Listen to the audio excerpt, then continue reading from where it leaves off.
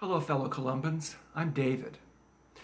None of us can know everyone at a church as large as ours, and yet everyone can know someone. I'm blessed to be part of several groups that come together as small communities within the large community we know as St. Columba's. Each might have a different focus or feel, but every ministry, group, or circle that brings parishioners together is authentically St. Columban in its own way.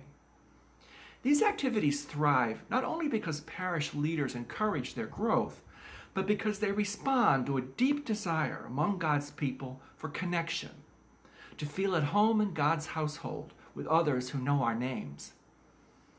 After our group met on Zoom last week, one member emailed an article to us, and in reply, another sent this word of thanks.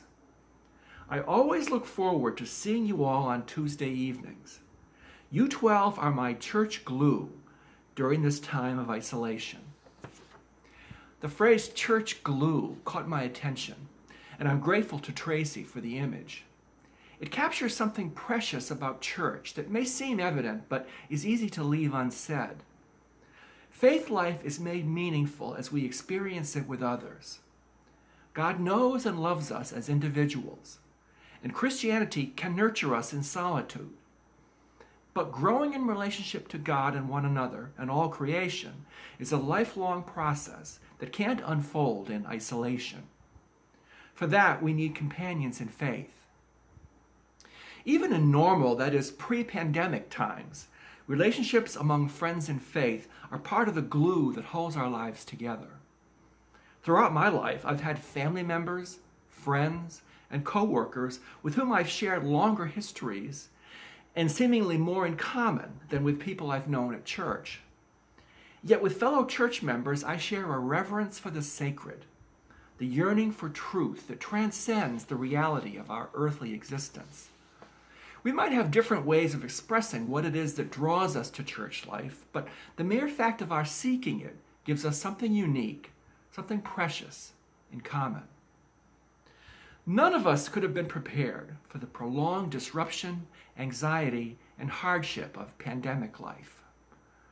It has forced us to relearn how we function in the world at a time when our concern for the world is heightened. We live in a time of renewed national reckoning on racial justice and tension in our country's political and economic life. We need the comfort, inspiration, and connection that church brings, even though since March we've not had church as a physical space in which to gather. Those of us able to meet online are now rediscovering what church can mean. And thanks to the church glue that each of us can be for one another, the connections that hold our faith life together aren't falling away.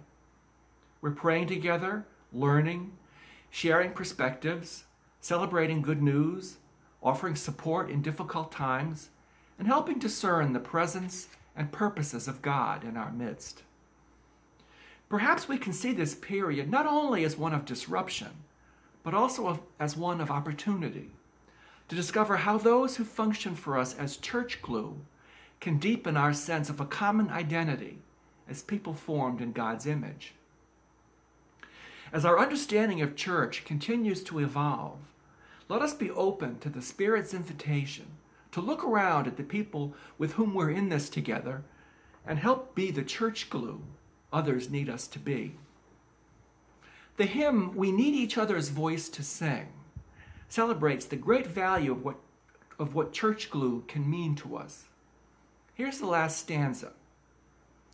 We need each other's voice to sing, each other's strength to love, each other's views to help us bring our hearts to God above.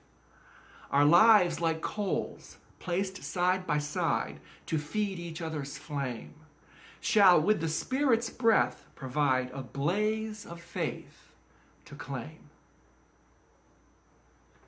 Peace be with you.